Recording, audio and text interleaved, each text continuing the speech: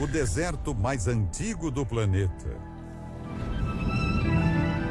A natureza num show de extremos. Calor. Vento. Seca. Histórias enterradas sob a imensidão de areia. Num deserto de 55 milhões de anos. Como é possível que homem, bichos e plantas convivam com as adversidades desse lugar? Bem-vindo ao Namibe, o deslumbrante deserto angolano. São 8 horas de voo de São Paulo a Luanda, a populosa capital de Angola. E mais 2 horas no céu até Moçambique, no coração do deserto do Namibe. A bordo de um 4x4, o asfalto logo fica para trás. Agora é só areia. Descer do carro é ferver sob 38 graus de temperatura. Andar sobre algumas das maiores dunas do mundo torna o desafio ainda maior. O que eu posso garantir a vocês é que não há academia de ginástica no mundo que prepare uma pessoa para caminhar pelo deserto. Areia fofa, sol escaldante. São 57 mil quilômetros quadrados de área. Uma Paraíba no sudoeste de Angola. Um gigantesco tapete dourado recobre a região, considerada patrimônio mundial pela Unesco. Um cenário épico, onde foram gravadas cenas da saga de Josué para a conquista de Canaã, na novela A Terra Prometida. Deus me revelou, Caleb, que se agirmos assim, o muro da cidade cairá abaixo. Mas não é só a imensidão das dunas que enche os olhos por aqui. Esta parte do continente africano não abriga apenas o deserto mais antigo do mundo, ela também conserva uma convivência inigualável entre essa imensidão de areia e essa imensidão de água. Estamos diante de mar aberto, o Atlântico Sul. 2 gigantes da natureza que se abraçam neste canto do mundo. Mas quem serão as pessoas que vivem aqui? É o que vamos descobrir agora. Mutucunhuna é da tribo Mucuroca. Ele não sabe dizer sequer quantos anos tem. Ele é casado e tem 6 filhos. Vive nessa região de transição, do deserto de pedra para o deserto de areia. Cria gado, algumas cabras e vive sempre em negociação com os angolanos, na tentativa de conseguir um pouco de farelo de fubá, sobretudo, na troca de algumas cabeças de animais. Não tem chovido muito por aqui. E sem chuva, não tem pasto. Sem pasto, as cabeças de gado são poucas. Tem pouca moeda de troca para continuar a vida por essas bandas. Avançamos um pouco mais pelo deserto. E descobrimos que para os mucurocas, a sobrevivência está na preservação da própria cultura. As roupas estampadas e coloridas. Os chinelos feitos à mão. Os longos lenços amarrados nos cabelos das mulheres. A mochila costurada com pelo animal para amparar as crianças. Tudo tem a marca da tribo. Nós fomos surpreendidos pela notícia de que eles estão no meio de uma cerimônia fúnebre, que é, na verdade, um dos pontos mais importantes da vida da tribo. Foram 2 dias de caminhada nessa direção para que a pessoa fosse sepultada.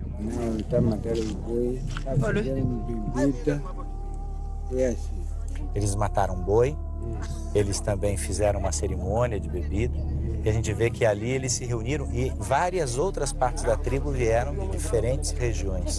A pessoa que morreu de tuberculose, já estava há 15 anos com a doença. Tinha 56 anos de idade. Juntos, homens e mulheres homenageiam um amigo. E eles reverenciam esse momento com dança e música. As mulheres, sobretudo, quando têm argolas nas duas pernas, estão casadas. Quando há argolas em apenas uma das pernas, é justamente porque elas estão vivendo o luto.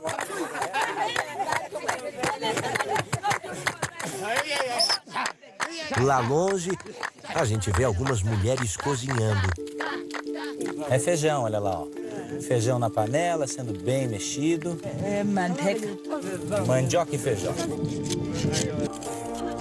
Os mucurocas são um povo nômade.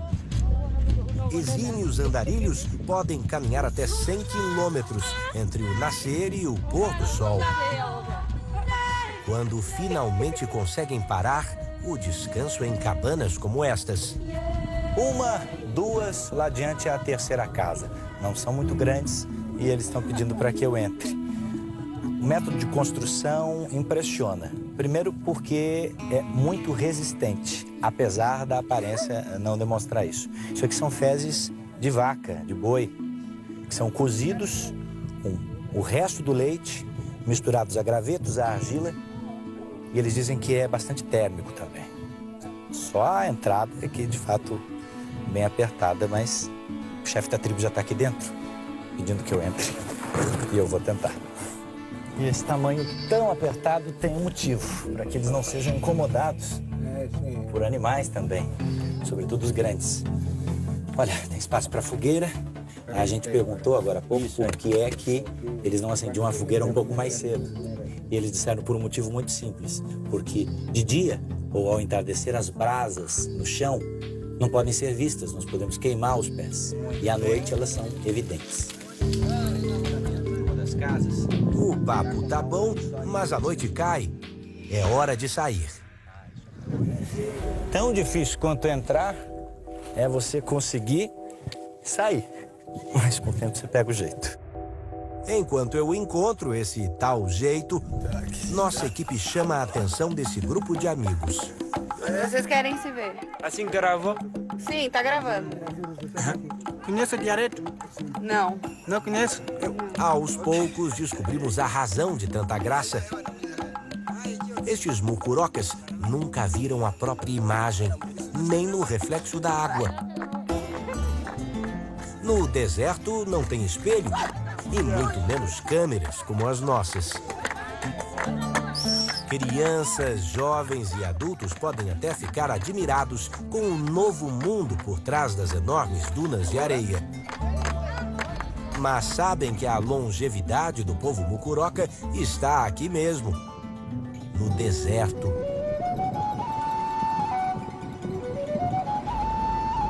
A despedida da tribo de andarilhos é boas-vindas a um cenário totalmente novo. Estamos passando pela vegetação de estepe. As finas areias que compõem as dunas ficam para trás. Pequenos montes se avizinham. Continua difícil encontrar animais por aqui. Mas conseguimos este flagrante. Os oryxes, símbolo do deserto do Namibe, são vistos assim, de longe. Com longos chifres e um andar pomposo. Dizem logo quem é que manda aqui. É proibido chegar perto deles. Os caminhos áridos do sudoeste africano acabam nos levando a outras espécies. A caça ilegal ainda é muito comum no continente africano. Em vários países vizinhos, perto daqui, animais continuam sendo mortos a tiros sem qualquer tipo de controle. Mas em Angola, o governo não só proibiu a caça, mesmo a esportiva, como também passou a incentivar a criação de reservas de vida selvagem, como essa, que tem quase 20 anos. Bem-vindos ao berçário de antílopes, em pleno coração africano. Seu Álvaro é o dono da propriedade. Podes mandar já buscar o spray para tratar aquela. Filho de angolano com portuguesa, ele trocou uma aposentadoria por uma rotina cheia de desafios. É verdade que já não tenho a ligeireza, nem a força, nem o espírito de há 20 ou 30 anos atrás. Mas ainda vou dando um jeito. Branca, branca, toma lá. Essas 3 pequenas antílopes têm não mais do que 3 meses e foram abandonadas pela mãe aqui nessa região, justamente por causa da falta de comida. As crias esgotam as reservas em gordura das mães e depois acabam por morrer as duas. A maior parte dos antílopes aqui se alimenta de leite integral. O leite dos antílopes é um leite muito rico em proteína e gordura.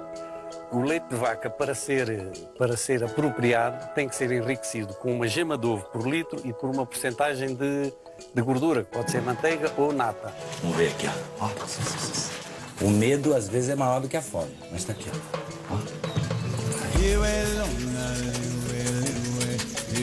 E a fome é enorme. Mamam 2 vezes por dia essa quantidade para crescerem saudáveis. Alguns bichos não aceitam a mamadeira, mas até para isso tem solução. Chegando a mãe postiça, nesse momento aí. E ela aceitou bem isso? Aceita bem, nem é preciso chamá-la, que ela vai ver. Olha, já está, tá vendo? Já tá ali, ó.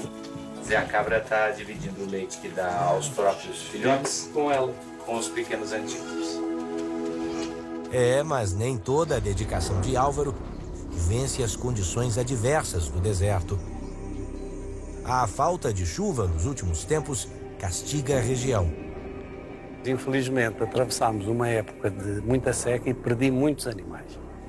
Inclusive, estes são fruto desta seca extrema deste ano e só agora é que caíram as primeiras chuvas. Álvaro usa a água do rio Curoca para irrigar a plantação. O único sítio onde eu consigo água doce é aqui. Tenho que bombear daqui até o acampamento, que são 11 quilômetros de tubagem.